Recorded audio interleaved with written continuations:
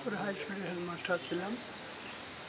তো ওখানে 11 বছর চাকরি করার পরে একটু মনোমালিন্য হয়েছিল।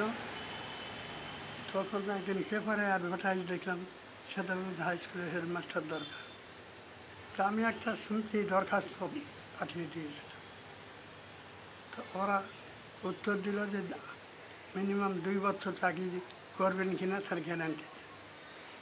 আমি বললাম যে 2 বছর কেন, আমি তো শিক্ষকতাই করব এবং বিশেষ কোনো অসুবিধা না হলে আমি সারা জীবন থাকতে পারবো।